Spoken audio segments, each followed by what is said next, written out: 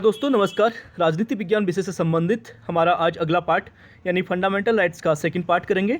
तो 49 question complete हो गए थे, 50 से स्टार्ट करते हैं। उससे पहले प्लीज़ आप लोग वीडियो को लाइक कीजिए, शेयर कीजिए, सब्सक्राइब कीजिए। चलिए स्टार्ट करते हैं। आज का पहला क्वेश्चन है, मद्रास राज्य बनाम चंपकस द्वैराजन मुकदमे में भारतीय सर्वोच्च न्यायालय के निर्णय के परिणामस्वरूप निम्नलिखित में से किस मौलिक अधिकार को संशोधित किया गया है? तो इसका राइट आंसर हो जाएगा भेदभाव के विरुद्ध अधिकार, यानी बी इसका राइट आंसर हो जाएगा। आप देख सकते हैं मद्रास राज्य बनाम चंपकस द्वैराजन 1951।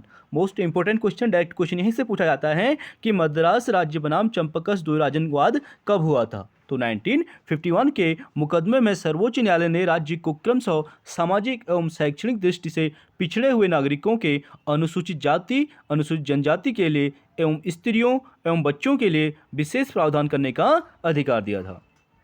उनके विकास, गरिमामयी जीवन के लिए राज्य उनको विशेष सुविधाएं मुहैया कराएगा। ये मद्रास राज्य बनाम चंपकस द्वैराजन वाद में कहा गया था 1951 में।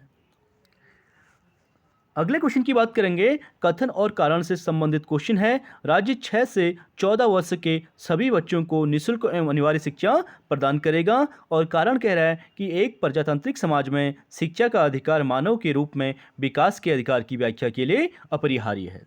तो इसका राइट आंसर हो जाएगा ए और आर दोनों सही हैं और ए का सही स्पष्टीकरण आर है। अगले क्वेश्चन की बात करेंगे, आप इसे एक्सप्लेनेशन देख सकते हैं। आर्टिकल 21 क में उपबंधित है कि राज्य 6 वर्ष से 14 वर्ष की आयु के समस्त बच्चों को ऐसे ढंग से जैसा कि राज्य विधि द्वारा अवधारित करे निःशुल्क एवं अनिवार्य शिक्षा उपलब्ध कराएगा। ये राज्य का कर्तव्य है। अगला क्वेश्चन है हमारा, निम्नलिखित में से कौन सा एक मानव अधिकार भारतीय संविधान के अंतर्गत मौलिक अधिकार भी है?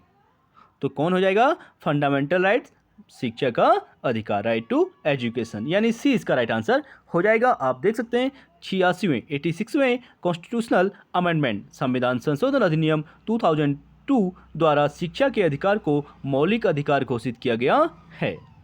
संविधान में आर्टिकल 21 को अंतः स्थापित कर यह व्यवस्था की गई कि राज्य 6 वर्ष से 14 वर्ष की आयु के बच्चों को ऐसे ढंग से जैसा कि राज्य विधि द्वारा अवधारित करे निःशुल्क एवं अनिवार्य शिक्षा उपलब्ध कराएगा और उपरोक्त प्रावधानों के परिपालन हेतु निःशुल्क एवं अनिवार्य शिक्षा विधेयक 2009 को संसद ने और 4 अगस्त 2009 को मंजूरी प्रदान की थी और इसे 1 अप्रैल 2010 से लागू किया गया था।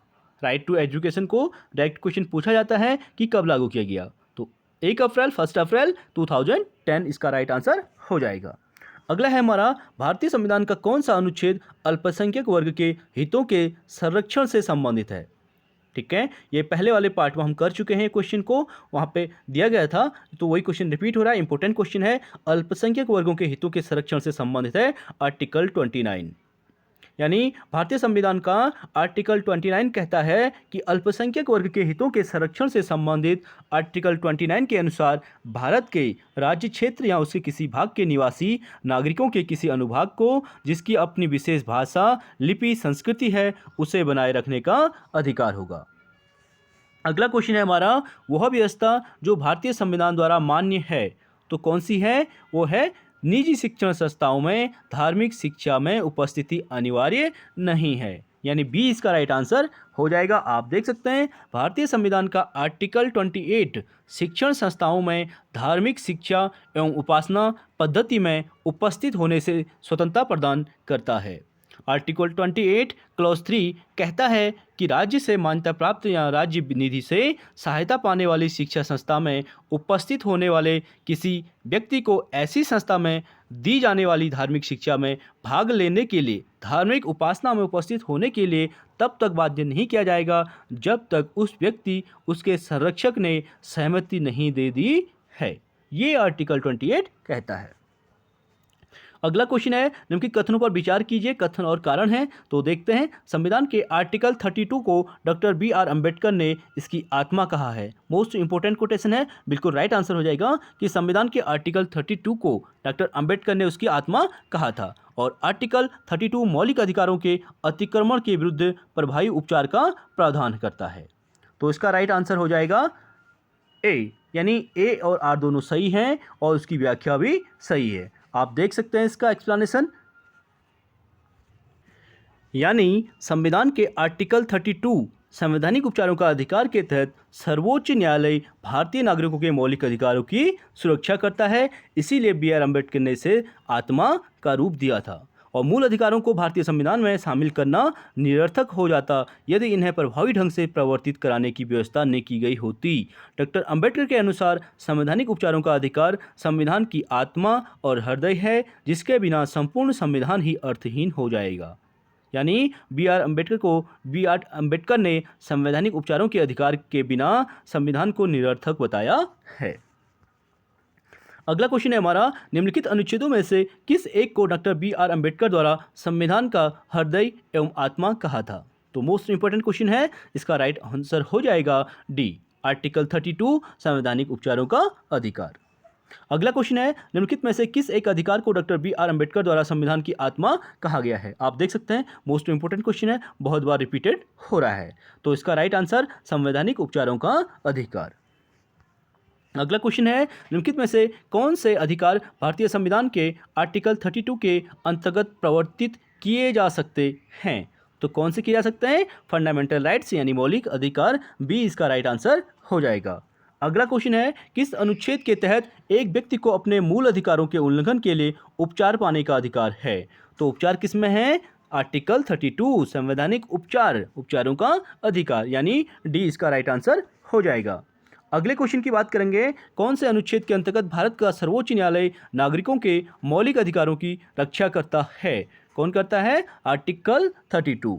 अगले क्वेश्चन की बात करेंगे, मौलिक अधिकारों का संरक्षक है। मोस्ट इंपोर्टेंट क्वेश्चन है, मौलिक अधिकारों का संरक्षक जो होता है सर्वोच्च न्यायालय यानी सुप्रीम कोर्ट, ए राइट आंसर हो जाएगा। आप देख सकते हैं मौलिक अधिकारों का संरक्षक उच्चतम न्यायालय होता है और आर्टिकल 13 के अनुसार संविधान मूल अधिकारों को कार्यपालिका एवं विधानमंडल दोनों की कार्यवाहियों के विरुद्ध प्रत्याभूत करता है।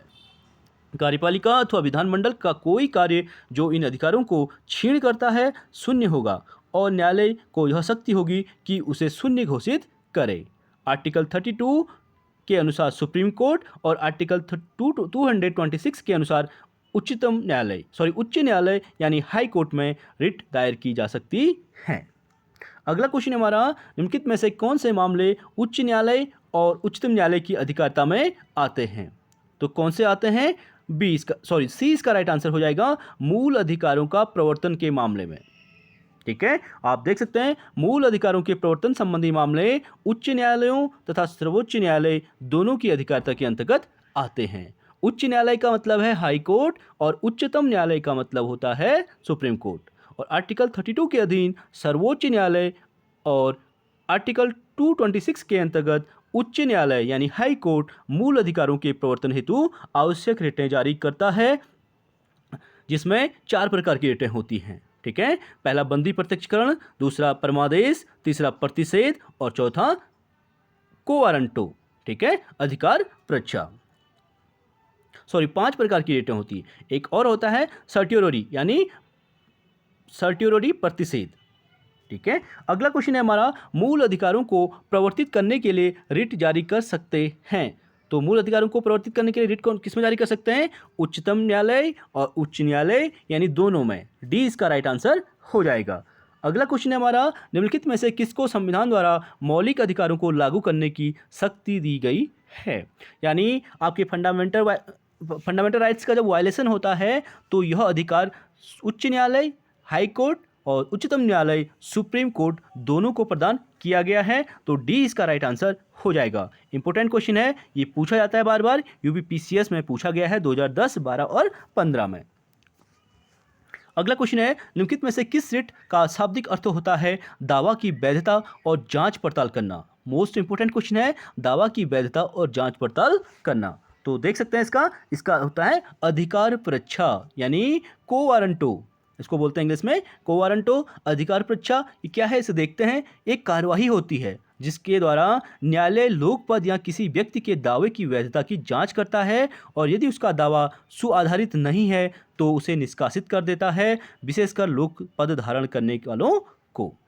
इसका मतलब है आप किसी पोस्ट में हैं, यानी उस आपसे उच्च ऊपर का जो अधिकारी होता है आपसे कोई भी पूछ सकता है कि आप इस पद पर किस प्रकार बैठे हैं, क्या आप इस पद के लिए योग्य हैं उस पे, ठीक है। अगर योग्य नहीं है तो उस पे आपको निरस्त किया जा सकता है। ये है अधिकार परीक्षा। अगला क्वेश्चन है हमारा, भारत में निवारक निरोध के संदर्भ में निम्नलिखित कथनों पर विचार कीजिए और बताइए उनमें से कौन सही है। तो देखते हैं इसका राइट आंसर हो जाएगा सी, यानी पहला और तीसरा इसमें राइट आंसर हो जाएगा। आप देख सकते हैं भारतीय संविधान सार्वजनिक व्यवस्था को बनाए रखने के निमित्त संसद को निवारक निरोध विषयक विधि बनाने के लिए अधिकृत करता है। बिल्कुल राइट आंसर हो जाएगा। पार्लियामेंट ही जो भी कानून बनाती है पार्लियामेंट बनाती है। और दूसरा है निवारक निरोध के अंतर्गत निरोधित व्यक्ति के ऊपर एक निश्चित अवधि के पश्चात मुकदमा चलाना आवश्यक है। ये रॉन्ग हो जाएगा। एक निश्चित अवधि के बाद मुकदमा चलाना आवश्यक है। निश्चित अवधि के बाद क्यों? जब अपराध किया जा रहा है उसी दौरान क्यों नहीं, ठीक है। और तीसरा है निवारक निरोध के अंतर्गत गिरफ्तार व्यक्ति को गिरफ्तारी के आदेश के विरुद्ध अभ्यावेदन का अवसर दिया जाना चाहिए। बिल्कुल राइट आंसर हो जाएगा। यानी आप जिस व्यक्ति को अपराध कर रहे हैं उसको आदेश देंगे और उसके विरुद्ध अभ्यावेदन का अवसर देना चाहिए, अर्थात उसको अपने पसंद के वकील से, ठीक है, अपने पसंद के वकील से बात करने का भी अवसर दिया जाता है। यानी पहला और तीसरा राइट हो जाएगा। और फोर्थ देखते हैं, सामान्य रूप से निवारक निरोध के अंतर्गत गिरफ्तार व्यक्ति को अधिकतम 2 माह तक बंदी बनाए रखा जा सकता है। ये रॉन्ग हो जाएगा। सामान्य रूप से निवारक निरोध के अंतर्गत गिरफ्तार व्यक्ति को अधिकतम 3 माह तक बंदी बनाए रखा जा सकता है। कितना? 3 मंथ्स। आप देख सकते हैं संविधान में निवारक निरोध का उल्लेख आर्टिकल 22 में किया गया है। और निवारक निरोध एक प्रकार की सुरक्षात्मक व्यवस्था है जिसके तहत किसी व्यक्ति को इस प्रत्याशा में गिरफ्तार किया जाता है कि उसके संभावित कृत्यों से राज्य की सुरक्षा, सार्वजनिक व्यवस्था को बनाए रखने तथा समुदाय के लिए आवश्यक वस्तुओं की आपूर्ति में बाधा उत्पन्न हो सकती है। संविधान के द्वारा निवारक निरोध के अंतर्गत गिरफ्तार व्यक्ति के संदर्भ में कतिपय सुरक्षाओं का प्रावधान किया गया है, जैसे संबंधित व्यक्ति को यथाशीघ्र उसकी गिरफ्तारी के कारणों से अवगत कराया जाना चाहिए। अर्थात आपको अरेस्ट करने से पहले आपको अवगत कराना पड़ेगा कि आपको किस सब्जेक्ट में, ठीक है, किस परिप्रेक्ष्य में गिरफ्तार किया जा रहा है। केवल उन स्थितियों को छोड़कर जहां ऐसा किया जाना राष्ट्रीय हित में ना हो। और दूसरा है संबंधित व्यक्ति को अपने बंदी बनाए जाने के आदेश के विरुद्ध न्यायालय में अपील करने का यथाशीघ्र मौका दिया जाना चाहिए। बिल्कुल अपने पसंद के वकील से बात करने का मौका दिया जाना चाहिए। अगला क्वेश्चन है प्रिवेंटिव डिटेंशन। मैं उसी की बात कर रहा था अगले वाले पार्ट में, प्रिवेंटिव डिटेंशन की अंतर्गत एक व्यक्ति को बिना मुकदमा चलाए बिना बंदी बनाकर रखा जा सकता है। कब तक? 3 मंथ्स, यानी 3 माह तक। शक के आधार पे बी इसका राइट आंसर हो जाएगा। आप देख सकते हैं आर्टिकल 22 के क्लॉज 4 में यह प्रावधान किया गया है कि लोकहित और शांति व्यवस्था कायम रखने के आधार पर, यानी जब मामला लोकहित और शांति व्यवस्था का हो तब जो है 3 माह से अधिक बिना सलाहकार बोर्ड की सलाह से किसी व्यक्ति को निरुद्ध नहीं किया जा सकता। यानी 3 माह से ज़्यादा नहीं, 3 माह तक। और 3 माह से अधिक समय तक निरुद्ध करने के लिए उपबंध करने वाली विधि बनाने की अंतिम शक्ति जो है संसद को, यानी पार्लियामेंट को होगी। अगला क्वेश्चन है हमारा, वर्तमान समय में भारतीय संविधान के अंतर्गत संपत्ति का अधिकार है। तो संपत्ति का अधिकार कौन सा है? वैधानिक अधिकार यानी कानूनी अधिकार। आर्टिकल 300 क के अंतर्गत मौलिक अधिकार से इसे हटा दिया गया है। तो इसका बी राइट आंसर हो जाएगा। आप देख सकते हैं भारतीय संविधान निर्माताओं ने संपत्ति के अधिकार को मौलिक अधिकार के अध्याय में सम्मिलित किया था, लेकिन संसद ने 44th संविधान संशोधन अधिनियम 1978 द्वारा संपत्ति के अधिकार को उपबंध रखने वाले आर्टिकल 19 क्लॉज 1 और आर्टिकल 31 को मूल अधिकार के अध्याय से हटा दिया है और संपत्ति का अधिकार अब संविधान के भाग 12 अध्याय 4 और आर्टिकल 300 क के तहत एक सांविधिक, विधिक या कानूनी अधिकार के रूप में है और मूल अधिकार वर्तमान में नहीं है। अगला क्वेश्चन है हमारा, संपत्ति का अधिकार है। तो संपत्ति का अधिकार क्या हो जाएगा? यहाँ पे सी और डी इसका राइट आंसर दिया गया, वैधानिक अधिकार और नैसर्गिक अधिकार। लेकिन आयोग के द्वारा इसको राइट जो माना जाता है, वैधानिक अधिकार को ही राइट माना जाता है। आप इसका सी राइट आंसर कर सकते हैं क्योंकि वैधानिक या कानूनी अधिकार को ही राइट बताया गया है। ठीक है। वैधानिक और कानूनी अधिकार शब्दावली का अर्थ एक ही है, और इसलिए 44th संविधान संशोधन 1978 द्वारा संपत्ति के अधिकार को मूल अधिकारों की श्रेणी से हटाकर संविधान के आर्टिकल 300 क में शामिल कर इसे वैधानिक या फिर कानूनी रूप प्रदान किया गया है। अगला क्वेश्चन है, निम्नलिखित में से कौन सा एक मौलिक अधिकार नहीं है, पूछ रहा है। स्वतंत्रता का अधिकार, समानता का अधिकार, संपत्ति का अधिकार और शोषण के विरुद्ध अधिकार। तो आप देख सकते हैं संपत्ति का अधिकार वर्तमान में मौलिक अधिकार नहीं है, बाकी तीनों राइट हो जाएंगे। अगला क्वेश्चन है, निम्नलिखित में से कौन सा संवैधानिक अधिकार है परंतु मूल अधिकार नहीं है? तो कौन हो जाएगा? संपत्ति रखने का अधिकार। ये संवैधानिक अधिकार हो सकता है लेकिन फंडामेंटल राइट से मौलिक अधिकार नहीं है। बाकी तीनों प्राण एवं दैहिक स्वतंत्रता का अधिकार, भारत के राज्य क्षेत्र में सर्वत्र अबाध संचरण यानी घूमने का अधिकार और शांतिपूर्वक सम्मेलन करने का अधिकार आपके राइट्स हैं। आप देख सकते हैं इसका एक्सप्लेनेशन। अगले क्वेश्चन की बात करेंगे, निम्नलिखित में से कौन सी एक स्वतंत्रता की भारतीय संविधान द्वारा गारंटी नहीं दी गई है? तो किसकी? संपत्ति रखने, खरीदने और बेचने की स्वतंत्रता आपको नहीं दी गई है। बाकी पूरे देश में इच्छा अनुसार घूमने फिरने की स्वतंत्रता है आपको। शांतिपूर्वक बिना शस्त्र के एकत्रित होने की स्वतंत्रता भी बिल्कुल आपको दी गई है, जो आप धरना प्रदर्शन करते हैं यानी बिना शस्त्रों के। और किसी व्यापार अथवा व्यवस्था को करने की भी स्वतंत्रता आपको कॉन्स्टिट्यूशन देता है। संपत्ति रखने का अधिकार आपको नहीं देता है, इसलिए ए इसका राइट आंसर हो जाएगा। साथ ही प्लीज आप लोग वीडियो को लाइक और शेयर जरूर करें। अगले क्वेश्चन की बात करेंगे, भारत में नागरिकों के मौलिक अधिकारों में संशोधन कौन कर सकता है? तो संशोधन की बात जब भी आती है तो इसका पार्लियामेंट यानी संसद राइट आंसर हो जाएगा। आप देख सकते हैं संविधान में वर्णित मौलिक अधिकारों में परिवर्तन या संशोधन संविधान के आर्टिकल 368 के तहत संसद के दोनों सदनों पृथक पृथक विशेष बहुमत, ठीक है, स्पेशल मेजोरिटी, प्रत्येक सदन में उस सदन की कुल सदस्य संख्या के बहुमत तथा उपस्थित और मत देने वाले सदस्यों के कम से कम 2/3 मोर देन 2/3 से पारित विधेयक के माध्यम से किया जा सकता है। अगला क्वेश्चन है हमारा, निम्नलिखित में से किस वाद में उच्चतम न्यायालय ने यह धारणा व्यक्त की कि मूल अधिकार व्यक्ति को जैसा उसे सबसे अच्छा लगे उस तरह अपनी जिंदगी की रूपरेखा तैयार करने के लिए सक्षम बनाते हैं? तो किस वाद में कहा था? वो कहा था गोलकनाथ बनाम स्टेट ऑफ पंजाब राज्य 1967। ठीक है, ये हमारी सेकेंड जजेज ऑफ द हाईएस्ट स्टेट थी, यानी ये सबसे बड़ा जो केस था वो केशवानंद भारती केस 1973 था, जिसमें 13 जज बैठे थे। ठीक है, और ये उसके बाद सेकंड था जिसमें 11 न्यायाधीश बैठे थे। कौन सा? गोलकनाथ बनाम स्टेट ऑफ द पंजाब। आप देख सकते हैं मुख्य न्यायाधीश के सुब्बाराव की अध्यक्षता में गठित 11 न्यायाधीशों की पीठ द्वारा वर्ष 1967 में गोलकनाथ बनाम पंजाब राज्य के केस में मूल अधिकारों को स्पष्ट करते हुए उपयुक्त धारणा व्यक्त की गई थी। अगला क्वेश्चन है, निम्नलिखित में से कौन एक मौलिक अधिकार नहीं है? तो कौन नहीं है? समान काम के लिए समान वेतन। ये डीपीएसपी का काम है। ठीक है, समान काम के लिए समान वेतन, ये राज्य के नीति निषेध तत्वों से संबंधित है, इसलिए मौलिक अधिकार की श्रेणी में नहीं आता है। बाकी उत्पीड़न के खिलाफ अधिकार, कानून के समक्ष बराबरी और धर्म पालन की स्वतंत्रता का अधिकार, ये मौलिक अधिकार हैं। और समान कार्य के लिए समान वेतन की बात आर्टिकल 39D, ठीक है, 39D में किया गया है, इसीलिए इसको फंडामेंटल राइट्स से नीति निषेध तत्व में रखा गया है। अगला है हमारा, भारतीय नागरिकों के मौलिक अधिकारों पर विवेक युक्त नियंत्रण लगाने का अधिकार है। तो भारतीय नागरिकों के मौलिक अधिकारों पर जो विवेक युक्त नियंत्रण लगाने का अधिकार है वो संसद को प्राप्त है, यानी पार्लियामेंट को प्राप्त है। कानून बनाने का अधिकार भी और उस पर नियंत्रण लगाने का अधिकार भी, यानी डी इसका राइट आंसर हो जाएगा। आप देख सकते हैं भारतीय नागरिकों को मौलिक अधिकारों पर विवेक युक्त नियंत्रण लगाने का अधिकार संसद को प्राप्त है। भारतीय संविधान में जनता के मूल अधिकारों की घोषणा की गई है और संविधान के भाग 3 में आर्टिकल 12 से 35 तक व्यक्तियों के मूल अधिकारों की विस्तृत व्याख्या की गई है, किंतु इन अधिकारों पर संसद द्वारा कोई भी नियंत्रण सामान्य विधायी प्रक्रिया से भिन्न संविधान संशोधन के द्वारा ही लगाया जा सकता है। यानी पार्लियामेंट जो है सामान्य विधायी प्रक्रिया से नहीं लगा सकती है, संविधान संशोधन के माध्यम से ही लगा सकती है। अगला क्वेश्चन है हमारा, कौन सा एक सामाजिक अधिकार नहीं है? तो कौन सा नहीं है? मत देने का अधिकार एक आपका सामाजिक अधिकार नहीं है। वर्तमान में मत देने का अधिकार एक वैधानिक अधिकार है। बाकी तीनों जो है राइट हो जाएंगे। आप देख सकते हैं मत देने का अधिकार वैधानिक अधिकार है, जबकि शिक्षा का अधिकार, समानता का अधिकार और जीवन का अधिकार ये आदि सामाजिक अधिकार यानी सोशल राइट्स हैं।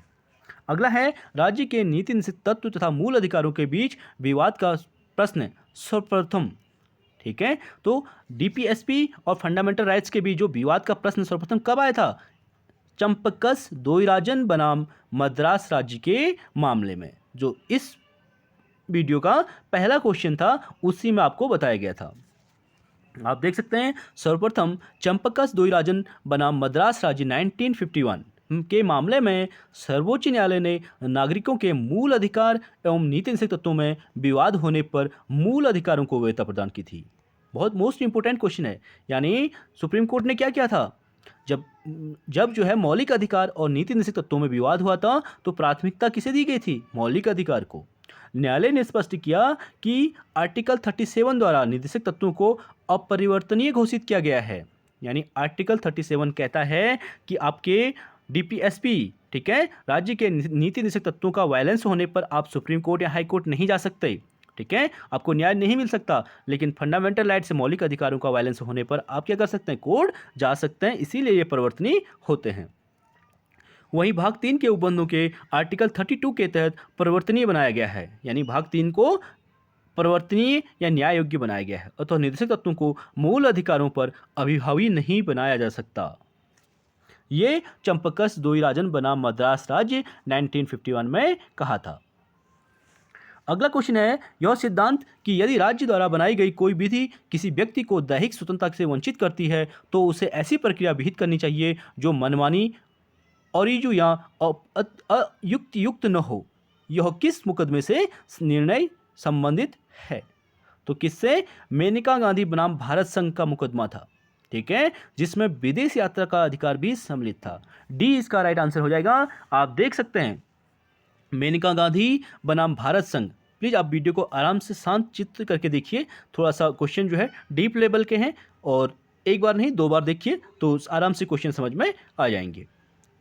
मेनका गांधी बनाम भारत संघ AIR 1978 के मामले में उच्चतम न्यायालय ने आर्टिकल 21 मोस्ट इंपोर्टेंट है, जिसमें विदेश यात्रा का अधिकार का वर्णन किया गया है। ये जीवन के अधिकार के अंतर्गत आता है आपका। आर्टिकल 21 में प्रयुक्त दैहिक स्वतंत्रता पदावली के क्षेत्र को अत्यंत विस्तृत कर दिया है, यानी व्यापक बना दिया है। इस मामले में उच्चतम न्यायालय ने गोपालन बनाम मद्रास राज्य 1950 के मामले में दिए अपने निर्णय को उलटते हुए स्पष्ट किया कि आर्टिकल 21 केवल कार्यपालिका के कृत्यों के विरुद्ध ही नहीं बल्कि विधायिका के विरुद्ध भी संरक्षण प्रदान करता है और विधानमंडल द्वारा पारित किसी विधि के अधीन विहित प्रक्रिया जो किसी व्यक्ति के प्राण एवं दैहिक स्वाधीनता से वंचित करती है और उचित ऋजु व युक्त अर्थात नैसर्गिक न्याय के सिद्धांतों के अनुरूप होनी चाहिए। अर्थात विदेश यात्रा का अधिकार भी आपका जीवन का अधिकार है, ठीक है, आपको सुरक्षा प्रदान करना ये गवर्नमेंट का काम है। अगला है सामाजिक न्याय का तात्पर्य है कि, तो सामाजिक न्याय का तात्पर्य क्या हो जाएगा? सभी प्रकार की विषमताएं यथा जाति, रंग, व्यवसाय, लिंग आदि पर आधारित सुविधाएं समाप्त कर दी जाए, यही सामाजिक न्याय है। अगला क्वेश्चन है हमारा, आप इसका एक्सप्लेनेशन रीड कर सकते हैं। अगले क्वेश्चन की बात करेंगे। भारतीय संविधान के भाग 3 यानी पार्ट 3 में दिए गए मौलिक अधिकारों के विषय में एक महत्वपूर्ण तथ्य यह है कि कौन सा है? वे संसद तथा राज्य व्यवस्थापिकाओं की सामान्य विधायी शक्ति से ऊपर हैं। बिल्कुल राइट आंसर हो जाएगा।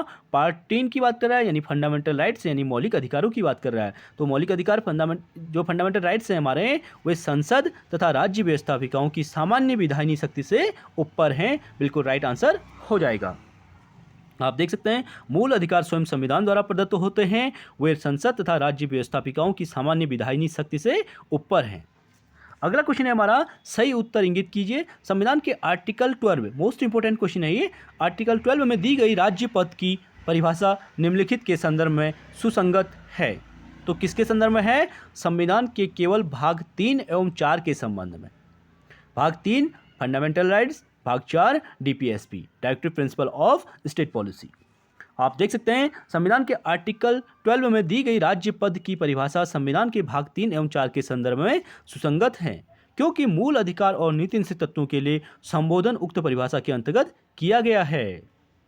आर्टिकल 12 में कहा गया है कि इस भाग में जब तक कि संदर्भ में से अन्यथा अपेक्षित न हो, राज्य के अंतर्गत भारत की सरकार और संसद तथा राज्यों में से प्रत्येक राज्य की सरकार और विधानमंडल तथा भारत के राज्य क्षेत्र के भीतर या भारत सरकार के नियंत्रण के अधीन सभी स्थानीय और अन्य प्राधिकारी आते हैं। जबकि भाग 4 के अंतर्गत आर्टिकल 36 में स्पष्ट किया गया है कि इस भाग में जब तक कि संदर्भ से अन्यथा अपेक्षित न हो, राज्य का वही अर्थ होगा जो भाग 3 में है, यानी मौलिक अधिकार को डीपीएसपी से ऊपर रखा गया है। अगला क्वेश्चन है हमारा, मूल अधिकारों के प्रवर्तन के प्रयोजनार्थ निम्नलिखित में से कौन संविधान के अनुच्छेद 12 के अनुसार राज्य की परिभाषा में सम्मिलित माना जाता है? तो राज्य की परिभाषा में कौन सम्मिलित माना जाता है? भारतीय जीवन बीमा निगम, यानी ए इसका राइट आंसर हो जाएगा। अगले क्वेश्चन की बात करेंगे, निम्नलिखित में से कौन संविधान के आर्टिकल 12 के अंतर्गत राज्य है? तो दिल्ली स्टॉक एक्सचेंज जो है आर्टिकल 12 के अंतर्गत राज्य माना जाता है। आप देख सकते हैं Delhi national stock exchange article 12 के अंतर्गत राज्य है। UP state co operative land development bank limited के वाद के अनुसार सरकारी कंपनियां राज्य हैं। दिल्ली स्टॉक एक्सचेंज में सार्वजनिक क्षेत्र की भागीदारी 51% है, अतः यह सरकारी कंपनी है। ठीक है, 50+ जिसकी भागीदारी होती है वो गवर्नमेंट के अंडर में आ जाता है, इसमें 51% दिया गया है। अगला क्वेश्चन है हमारा, मूल अधिकारों के प्रयोजन के लिए शब्द राज्य में सम्मिलित नहीं है। किसमें नहीं है? Institute of constitutional and parliamentary studies, यानी संवैधानिक एवं संसदीय विषयों का अध्ययन संस्थान। आप देख सकते हैं टिकराज बनाम भारत संघ AIR 1988 के बाद में विनिश्चय किया गया है कि सांविधिक एवं संसदीय अध्ययन संस्थान क्या होंगे? राज्य नहीं है, यह एक स्वैच्छिक संस्था है, इस पर राज्य का व्यापक नियंत्रण नहीं है, अतः विकल्प डी राइट होगा। अगला क्वेश्चन है, मूल अधिकारों से असंगत या उनका अल्पीकरण करने वाली विधियों को किस अनुच्छेद के अंतर्गत शून्य घोषित किया गया है? तो आर्टिकल 13 यानी अनुच्छेद 13 इसका राइट आंसर हो जाएगा। आप देख सकते हैं मूल अधिकारों से असंगत या उनका अल्पीकरण करने वाली विधियों के अनुच्छेद 13 के अंतर्गत शून्य घोषित किया गया है। यानी आर्टिकल 11 में संसद द्वारा नागरिकता के अधिकारों का विधि द्वारा विनिमय और आर्टिकल 12 में राज्य की परिभाषा तथा आर्टिकल 21 में प्राण एवं दैहिक स्वतंत्रता का संरक्षण प्रदान किया गया है। अगला है आर्टिकल 14 के अंतर्गत प्रत्याभूत समता का अधिकार निम्नलिखित के विरुद्ध प्राप्त है। किसके? उपयुक्त सभी के। ठीक है, आर्टिकल 14 कहता है कि कार्यपालिका के कृत्य, प्रक्रियात्मक विधि और अधिष्ठायी विधि ये सभी उसके विरुद्ध है। यानी आर्टिकल 14 के अंतर्गत प्रत्याभूत समता का अधिकार कार्यपालिका कृत्य, प्रक्रियात्मक विधि एवं अधिष्ठायी विधि तीनों के विरुद्ध प्राप्त है। अगला है शिक्षण संस्थाओं में अनुसूचित जातियों, अनुसूचित जनजातियों के पक्ष में स्थानों का आरक्षण शासित होता है। तो इसका राइट आंसर हो जाएगा ए, यानी भारतीय संविधान के article 15 clause 4 most important question है। 15(4) और 16(4) के अधीन शिक्षण संस्थाओं में अनुसूचित जातियों, अनुसूचित जनजातियों के पक्षों में स्थानों का आरक्षण से संबंधित है। यानी इनका विस्तार संविधान के आर्टिकल 15(5) में दिया गया है। इनका विस्तार से उल्लेख जो दिया गया है 15(5) में दिया गया है, जिसमें प्रावधान है कि अल्पसंख्यक शिक्षा संस्थानों से भिन्न सरकारी सहायता प्राप्त या निजी संस्थाओं में अनुसूचित जातियों, अनुसूचित जनजातियों के विशेष प्रवेश में विशेष उपबंध किया जा सकता है। अगला है निम्नलिखित में से कौन सा युग्म सही सुमेलित नहीं है कह रहा है। तो इसे देख लेते हैं। वाक एवं स्वतंत्र और अभिव्यक्ति स्वतंत्र, प्रेस की स्वतंत्रता बिल्कुल सम्मिलित है, प्रेस की स्वतंत्रता में सम्मिलित है। जीवन एवं दैहिक स्वतंत्रता का अधिकार, कोई भी व्यापार या कारोबार करने का अधिकार सम्मिलित है। और समता के अधिकार में नैसर्गिक न्याय का सिद्धांत भी सम्मिलित है। अंतःकरण की स्वतंत्रता में दिवस के प्रत्येक समय मंदिर में पूजा करने का अधिकार सम्मिलित है। ये इसमें रॉन्ग हो जाएगा। ठीक है, अंतःकरण की स्वतंत्रता में दिवस के प्रत्येक समय मंदिर में पूजा करने का अधिकार सम्मिलित नहीं है, ये इसमें रॉन्ग हो जाएगा। ठीक है, वेंकटरमन बनाम मैसूर राज्य के वाद में न्यायालय ने यह निर्धारित किया कि कोई भी व्यक्ति यह दावा नहीं कर सकता कि मंदिर दिन रात पूजा के लिए खुला रहेगा। ठीक है, यह वेंकटरमन बनाम मैसूर राज्य के वाद में कहा गया था। अगला क्वेश्चन है निम्नलिखित में से किस वाद में सर्वोच्च न्यायालय ने आर्टिकल 21 में प्रयुक्त पद विधि द्वारा स्थापित प्रक्रिया की व्याख्या ऋजु, न्यायसंगत एवं उचित प्रक्रिया के रूप में की है। तो मेनका गांधी बनाम भारत संघ, यानी 20 का राइट आंसर हो जाएगा। आप देख सकते हैं मेनका गांधी बनाम भारत संघ AIR 1978 के मामले में उच्चतम न्यायालय ने आर्टिकल 21 को नया आयाम दिया था। उच्चतम न्यायालय ने पहली बार अभी निर्धारित किया कि प्रक्रिया का अर्थ कोई प्रक्रिया नहीं है, बल्कि ऐसी प्रक्रिया है जो ऋजु, न्यायपूर्ण और युक्त, जस्ट, फेयर एंड रीजनेबल हो। और आर्टिकल 21 में प्रयुक्त विधि लॉ शब्द से तात्पर्य विधायिका द्वारा पारित विधि से नहीं, वरन ऐसी विधि से है जो नैसर्गिक न्याय के सिद्धांतों पर आधारित हो। अगला क्वेश्चन है हमारा, निम्नलिखित में से किन अनुच्छेदों द्वारा भारतीय संविधान नागरिकों को मूल अधिकार निश्चितता प्रदान करता है? तो कौन करता है? आर्टिकल 12 से 35 हो जाएगा। ए इसका राइट आंसर हो जाएगा। भाग 3 आर्टिकल 12 से 35। वर्तमान में 6 मौलिक अधिकार हैं। अगला है, निम्नलिखित में से कौन सा एक व्यक्तिगत स्वतंत्रता का स्तंभ है? तो व्यक्तिगत स्वतंत्रता का स्तंभ कौन है? बंदी प्रत्यक्षीकरण। ठीक है, यानी बंदी बनाए व्यक्ति को सशरीर प्रस्तुत किया जाए, ये आपका व्यक्तिगत स्तंभ है। आप देख सकते हैं मूल अधिकार की व्यक्ति के चतुर्थिक विकास हेतु अपरिहार्य एवं वास्तविक लोकतंत्र का प्रतीक है। हमारे संविधान में अनुच्छेद यानी आर्टिकल 12 से 35 एवं भाग 3 में वर्णित किया गया है, और आर्टिकल 19 से 22 व्यक्ति के व्यक्तिगत स्वतंत्रता से संबंधित है, और आर्टिकल 21 प्राण एवं दैहिक स्वतंत्रता से देता है, यानी जीवन के अधिकार से संबंधित है। मूल अधिकार में जारी 5 रिटों में से एक बंदी प्रत्यक्षीकरण अवैध गिरफ्तारी के विरुद्ध किसी व्यक्ति को व्यक्तिगत स्वतंत्रता प्रदान करता है।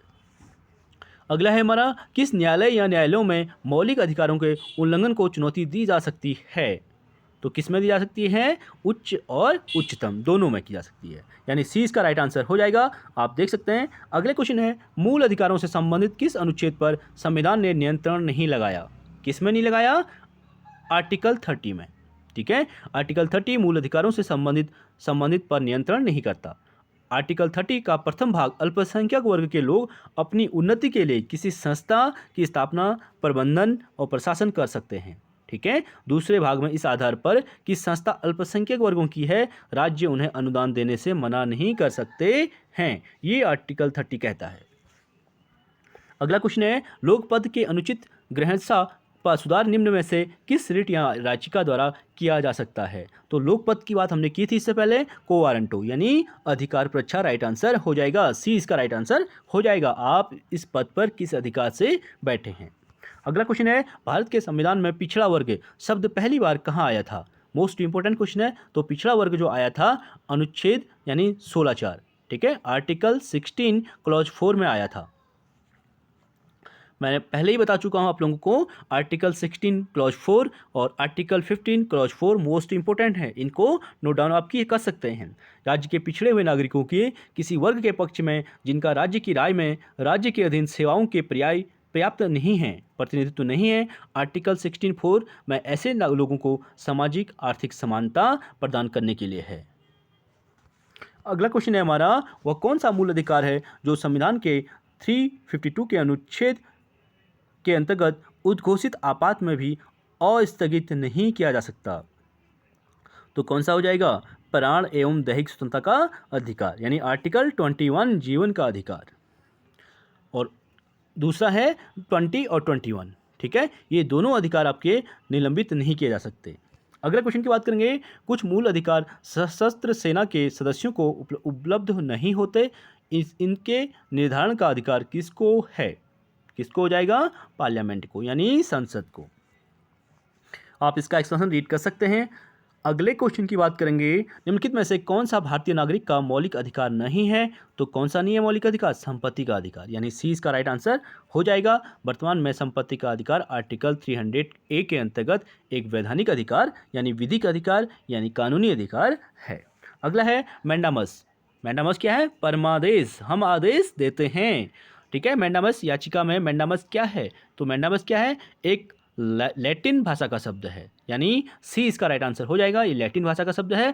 मैंडामस परमादेश एक लैटिन भाषा का शब्द है। परमादेश का शाब्दिक अर्थ होता है हम आदेश देते हैं, अर्थात जब उच्च न्यायालय अपने अधिकार क्षेत्र से बाहर जाकर कार्य करता है तो सुप्रीम कोर्ट क्या करेगा? उसे आदेश देगा, हम आदेश देते हैं कि आप अपने अधिकार क्षेत्र से बाहर काम कर रहे हैं। ठीक है, तो उसी से संबंधित है, यह एक नियंत्रण है। जिसे न्यायालय सार्वजनिक अधिकारियों को जारी किया जाता है ताकि उनसे उनके कार्यों और नकारने के संबंध में पूछा जा सके। अगला क्वेश्चन है हमारा, सूची 1 को सूची 2 से मिलाने की बात कर रहा है। मौलिक अधिकार और भारतीय संविधान के आर्टिकल दिए गए हैं, इसे देख लेते हैं। तो इसका समता का अधिकार किसमें है? समता का अधिकार भाई इसका हो जाएगा पहला आर्टिकल 14 से 18, 14 to 18, और बी वाला हो जाएगा वाक स्वतंत्र अधिकार। वाक स्वतंत्र का अधिकार किसमें है? आर्टिकल 19 इसका हो जाएगा। और धर्म की स्वतंत्रता का अधिकार जो है आर्टिकल 25 से 28 हो जाएगा, यानी दूसरा हो जाएगा। और संवैधानिक उपचारों का अधिकार आर्टिकल 32, जिसे बी.आर. अम्बेडकर ने हृदय और आत्मा के रूप में माना है। आप इसे देख सकते हैं। अगला क्वेश्चन है, डॉक्टर अम्बेडकर के द्वारा कौन से मौलिक अधिकार को संविधान की आत्मा एवं हृदय कहा गया था? तो सी, संवैधानिक उपचारों का अधिकार। आप देख सकते हैं इसे। अगले क्वेश्चन की बात करेंगे, एक भारतीय नागरिक द्वारा वैयक्तिक स्वतंत्रता मुख्य रूप से किस याचिका के माध्यम से सुनिश्चित की जा सकती है? तो बंदी प्रत्यक्षीकरण के माध्यम से, ठीक है, हैबियस कॉर्पस। यानी भारतीय संविधान के आर्टिकल 32 और अनुच्छेद आर्टिकल 226 के तहत क्रमशः सर्वोच्च न्यायालय और उच्च न्यायालयों को भारतीय संविधान के तीसरे भाग में वर्णित मौलिक अधिकारों को लागू करने के लिए 5 प्रकार के रिटों को जारी करने का अधिकार देता है, ठीक है। और 5 प्रकार के रिट कौन से हैं? बंदी प्रत्यक्षीकरण, परमादेश, उत्प्रेषण और अधिकार परीक्षा, ठीक है। अगला है हमारा, नीचे दिए वक्तव्य दिए गए हैं कथन और कारण से संबंधित क्वेश्चन है। मौलिक अधिकार निरपेक्ष नहीं है और संविधान द्वारा प्रदत्त मौलिक अधिकार न्यायिक व्याख्याओं के अधीन है।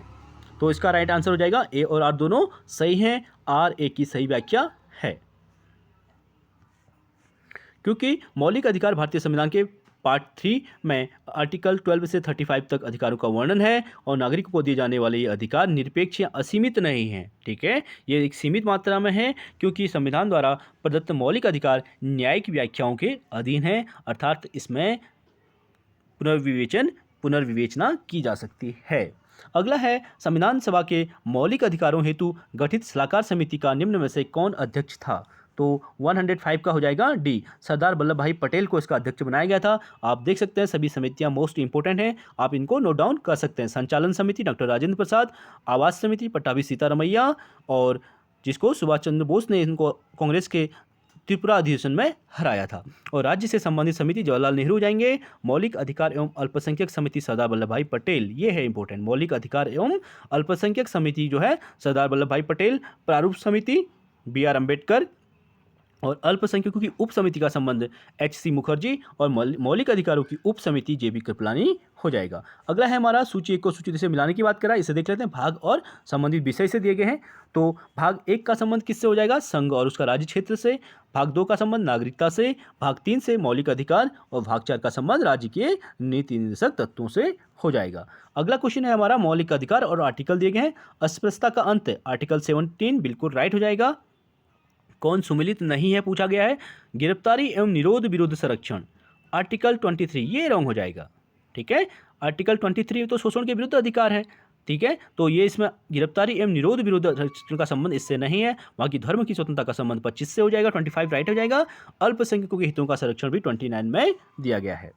आप देख सकते हैं गिरफ्तारी एवं निरोध विरुद्ध संरक्षण जो है आर्टिकल 22 में दिया गया है, जबकि आर्टिकल 23, ठीक है, इसमें बलात्, श्रम व मानव के दुर्व्यापार का निषेध का वर्णन किया गया है। तो चलिए फ्रेंड्स, आज के लिए इतना ही। फंडामेंटल राइट्स यहाँ पर हमारे कंप्लीट हुए। अगले टॉपिक में हम राज्य के डीपीएसपी यानी नीति निर्देशक तत्वों को कंप्लीट करने की कोशिश करेंगे। प्लीज़ वीडियो अच्छी लगी तो लाइक कीजिए, शेयर कीजिए, सब्सक्राइब कीजिए। Thank you so much.